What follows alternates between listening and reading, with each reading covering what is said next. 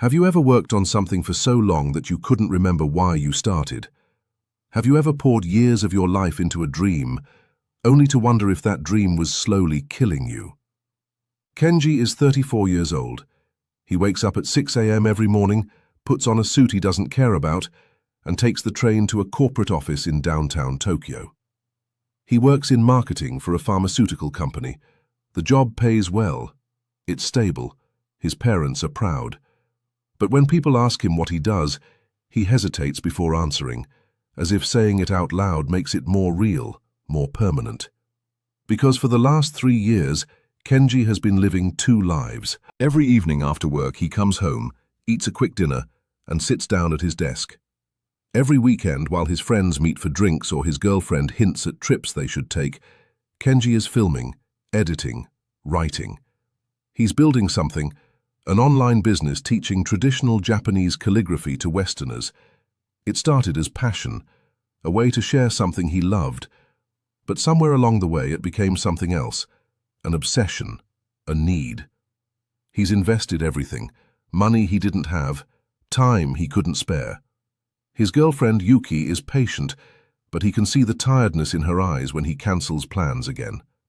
His savings account, once healthy, now hovers dangerously close to zero. And tonight, sitting at his desk at 11 p.m., Kenji stares at his latest video. 47 views. After 3 years of effort, 47 people cared enough to click. Something breaks inside him, not anger, not sadness, just emptiness.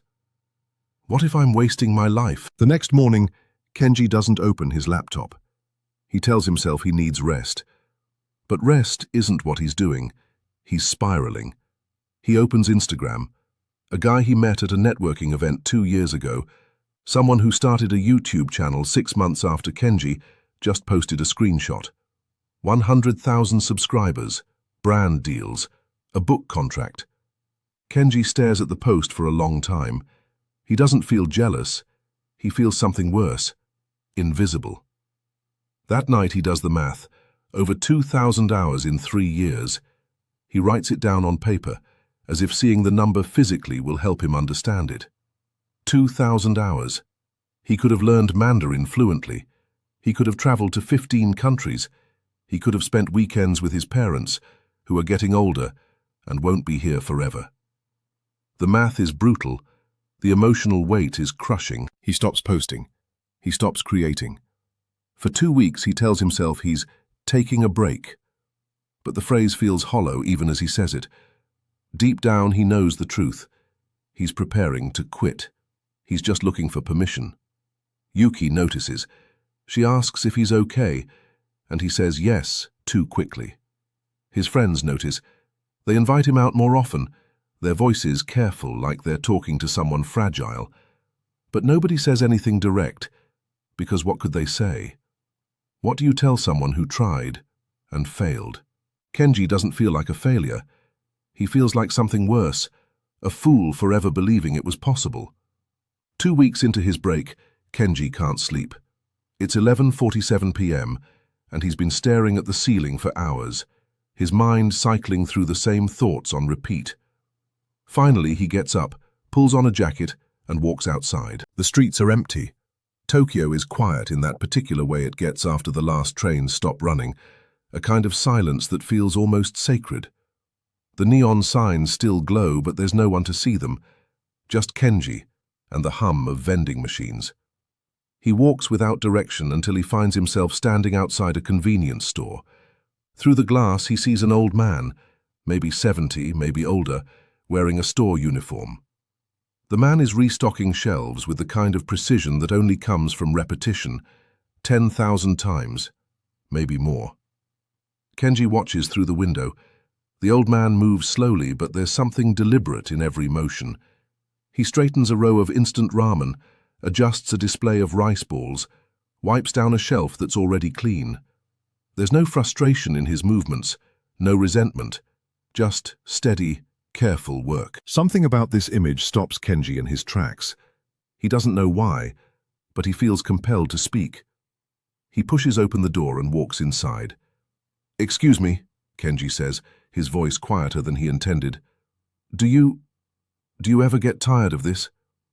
The old man looks up. His face is weathered, kind. He smiles gently and says something Kenji doesn't expect. Every single day. But I'm still here. The old man's name is Takeshi. He checks his watch, then gestures toward the door. My break is in 3 minutes. Will you wait? Kenji nods. They sit outside on a small bench near the vending machines. Takeshi buys 2 cans of coffee hot, despite the mild night, and hands one to Kenji. For a moment, neither of them speaks. The only sound is the distant hum of traffic from the highway. You want to quit something, Takeshi says finally. It's not a question. Kenji looks up, surprised. How did you— I can see it, Takeshi says simply. In your eyes, in the way you walk. He takes a slow sip of coffee. Good. That means you're at the right place. Kenji doesn't understand, but he doesn't interrupt. I wasn't always a convenience store worker, Takeshi continues. 30 years ago, I owned a small pottery business. I made ceramics, tea bowls, vases, plates, beautiful things. I worked 16-hour days, 7 days a week. For 15 years, I barely broke even. He pauses, and Kenji sees something flicker across the old man's face. Pain, maybe. Or memory. My wife left me. My children stopped speaking to me. I had nothing but clay and debt. Takeshi's voice is calm, but there's weight behind it. And then one day, a department store in Kyoto ordered 500 pieces. It changed everything. Kenji leans forward. So you made it? Almost didn't, Takeshi says. 2 weeks before that phone call, I'd decided to quit. Boxed up my tools, written letters to my customers. I was done. What stopped you? Takeshi looks at him. Ganbaru. Do you know this word? Kenji shakes his head. I've heard it. People say it all the time. Ganbatte, good luck. Do your best. Yes, Takeshi says. That's how most people use it. But that's incomplete. He sets down his coffee can and looks directly at Kenji.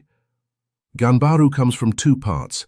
Gan, he traces the character in the air, meaning stubborn, firm, and baru, meaning to stretch, to extend. Together, it means to persist with full effort, even when success is not guaranteed. Kenji feels something stir in his chest, but he stays quiet. It's not optimism, Takeshi continues. It's commitment. It's not blind faith, it's dignified endurance. He pauses, letting the words settle. The samurai understood this. They walked into battle knowing they might die, but they fought with honor anyway. Farmers planted rice every spring, knowing a typhoon might destroy everything in autumn. But they planted anyway. Why? Kenji asks. If they knew it might not work. Because it mattered, Takeshi says simply. Ganbaru is the Japanese way of saying, I will continue because this matters to me, not because it's easy or certain. Kenji looks down at his hands. He thinks about his calligraphy channel, the 3 years, the 47 views, the exhaustion. And for the first time in weeks, he feels something shift inside him. Not inspiration, not sudden motivation, nothing dramatic, just a small opening, a crack in the wall of his despair, a space where light might enter. Let me teach you the first principle, Takeshi says. Kyou dake, just for today. Kenji waits. Don't think about the 3 years you've already spent, Takeshi continues. Don't think about the 3 years you might still need. Think only about today. Can you do one more day? I don't know, Kenji says honestly. Not because you'll succeed, Takeshi clarifies. Not because it will get easier. Just because you can. Can you do one more day? Kenji nods slowly. I think so. Then that's enough, Takeshi says. He picks up his coffee again, taking a long sip before continuing. When I was 2 weeks away from quitting my pottery business, I made a deal with myself. I said, I'll quit tomorrow, but today I'll make one more bowl. And the next day? I said the same thing. I'll quit tomorrow. But today, just one more bowl. Takeshi's voice is quiet but steady. The next day again, and the next. For 14 days, I lived this way, always on the edge of quitting, but never actually quitting. And on the 15th day, the phone rang. Kenji sits with this for a moment. Then something clicks. This isn't about tricking himself into false hope. It's about something simpler, more honest. It's about reducing the unbearable weight of forever into the manageable weight of today. He doesn't have to carry 3 years of past effort. He doesn't have to carry 3 years of future uncertainty. He only has to carry today. Kenji goes home that night with something he hasn't felt in weeks. Hope. Not loud, not triumphant, just a quiet sense that maybe he can continue. For 3 days he creates again. He films a new video on brush techniques. He writes a lesson on the history of kanji characters. He posts, edits, schedules. He feels alive. But on the 4th day, the video goes live. By evening, it has 23 views, less than the last one. And in the comments section, someone has written, "This is boring. You're not even a real teacher." The old despair comes rushing back, and this time it's worse because he thought he'd moved past it. He thought he'd found the answer. He feels stupid for believing an old man's story, naive for thinking anything would actually change. That night, Kenji doesn't create. He doesn't even open his laptop. He lies in bed staring at the ceiling, feeling the weight of failure pressing down on his chest like a physical thing. His breath is shallow. His thoughts spiral. The next morning, he considers not going to work. Not because he's sick, because he's broken. What's the point of pretending anymore? He thinks about Takeshi and feels something unexpected. Anger. Easy for him to say, Kenji thinks bitterly. He got his happy ending. The phone call came. The order arrived. But what if mine never comes? What if I do one more day, and one more day, and one more day, and nothing ever changes? 2 days later, Kenji finds himself walking toward the convenience store. He doesn't plan it. His feet just carry him there, as if his body knows something his mind doesn't. Takeshi is inside, restocking the same shelves. When he sees Kenji through the glass, he doesn't look surprised. He just smiles knowingly and nods toward the door. They sit outside again. Same bench, same vending machine coffee. "You came back," Takeshi says. "That means you're still in the fight." Kenji shakes his head. "I don't know if I am. I tried what you said. It didn't work." "Didn't work?" Takeshi repeats. "Or didn't work the way you wanted?" Kenji doesn't answer. Takeshi sets down his coffee. "Let me tell you the part most people don't want to hear. Ganbaru is not about eliminating suffering. It's about changing your relationship with it." He pauses, letting that sink in. "There's another word you need to know. Shogunai. It cannot be helped." Takeshi's voice is gentle but firm. "Some things in life are beyond our control. The algorithm, other people's success, timing, luck. Shogunai teaches acceptance without resignation. You accept what you cannot control, but you persist in what you can." Kenji looks up. "So I just accept that it might never work." "You accept that suffering is part of the path," Takeshi says. "When I made pottery for 15 years, most of that time was suffering. Success didn't eliminate that. I learned to carry the suffering with dignity. That's Ganbaru. Not the absence of pain, but the presence of purpose stronger than pain." "Philosophy is meaningless without practice," Takeshi says. "Let me give you a system." Kenji pulls out his phone to take notes, but Takeshi shakes his head. "Write it by hand. Make it real." Kenji finds a pen in his pocket and writes on a napkin. First, Mokuhyo no Bunkatsu, breaking the goal into impossibly small pieces. Not build a successful business, just film for 10 minutes today. That's all. Can you do that?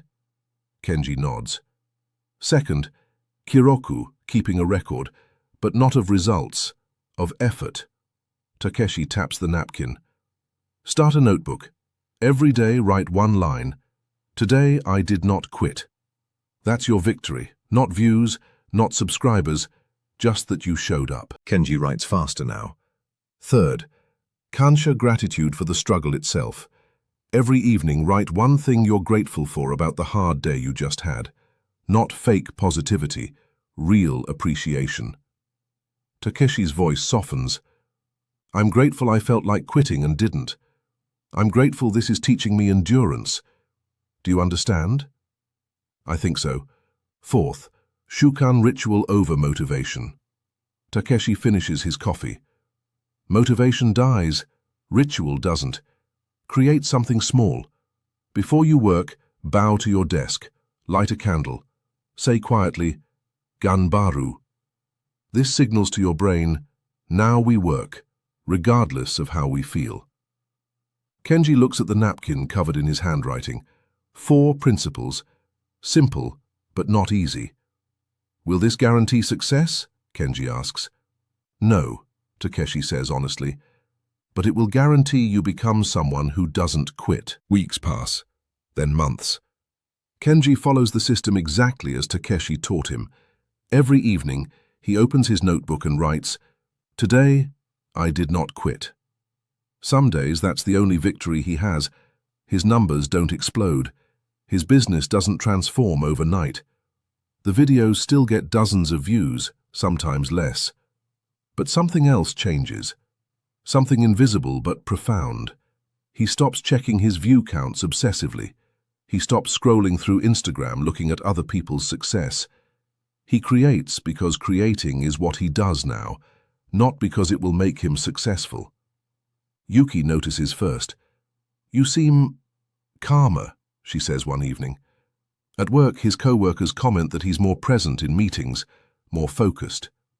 Kenji himself notices that the voice telling him to quit gets quieter, not because things got easier, but because he's no longer negotiating with it. He's accepted his role. He is someone who perseveres. 8 months after meeting Takeshi, something small happens. Kenji is checking comments on a video, not obsessively, just routinely when he sees one that makes him stop. I've been watching your channel for a year. You're the reason I started learning calligraphy. Thank you for not giving up. Kenji reads it once, twice, 3 times. He doesn't celebrate. He doesn't screenshot it to show Yuki. He doesn't post it on social media.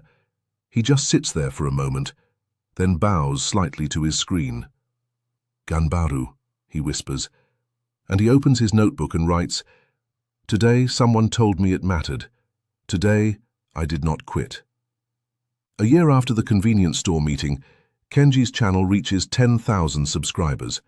Not millions, not viral fame, not the explosive success he once dreamed about, but enough to make a small income, enough to teach full-time if he wanted to. But here's what matters more. Kenji doesn't feel the explosion of joy he once imagined. He doesn't cry or call everyone he knows. He feels steady, grateful, complete, because somewhere along the way he realized something. The success isn't what transformed him. The perseverance was. One evening he walks back to the convenience store. He wants to thank Takeshi, to tell him what happened, to show him the notebook filled with a year of, Today I did not quit. But when he arrives, Takeshi isn't there. A younger worker is restocking the shelves faster, less carefully. Excuse me, Kenji asks, is Takeshi working tonight? The young worker shakes his head. Takeshi-san? He retired last month. Moved back to his hometown, I think. Kenji stands there for a moment, holding the notebook. He never sees Takeshi again, but he doesn't need to. The lesson is complete. Ganbaru didn't promise him success. It promised him something better. The ability to face uncertainty without breaking, the strength to endure without bitterness, the dignity of continuing when quitting would be easier. Kenji understands now that this is the real victory, not what you achieve, but who you become through the persistence itself. He walks home under the Tokyo streetlights, and for the first time in years, he feels at peace. Let me tell you clearly what Ganbaru really is, so you can use it in your life right now. It's not toxic positivity. It's not just push through or good vibes only. It's a complete system built on 4 pillars, and each one is practical, actionable, real. First, accept that suffering is part of the path. Shogunai. It cannot be helped. Don't wait for it to get easier. Don't wait for the perfect conditions. Learn to walk with the weight. This is the hardest truth, but also the most liberating. Second, reduce the future to today. Kyou dake. Just for today. You don't have to finish your goal. You don't have to see the end. You just have to not quit today. Tomorrow is tomorrow's problem. Today is all you carry. Third, create rituals that anchor you. Shukan. When motivation dies, and it will die, ritual keeps you moving. A bow, a candle, a single word. Something small that tells your body, now we work, regardless of how we feel. Fourth, record your endurance. Kiroku. Write it down. Today I did not quit. Because on the hard days, and there will be many, you'll need proof that you can do this. You'll need evidence of your own strength. This is not about becoming someone who never wants to quit. That person doesn't exist. This is about becoming someone who feels like quitting and continues anyway. That's Ganbaru. That's the transformation. And it doesn't happen when you succeed.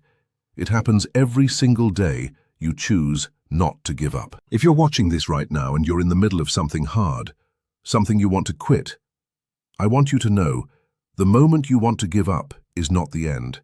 It's the beginning. It's the test. And you don't have to pass it forever. You only have to pass it today. Tomorrow you'll face it again, and you'll pass it again. Day by day, decision by decision, you'll build a self that cannot be broken by difficulty. Not because you're stronger than everyone else, but because you know how to carry weight with dignity. So I'll ask you, what's the one thing you're tempted to quit right now? And can you give it just one more day? Not forever, just today. Share your answer in the comments if you're willing. And if this video helped you even a little, consider subscribing, not for me, but so this message can reach someone else who needs it on their hardest day. Ganbaru. You can do this, not because it's easy, because it matters.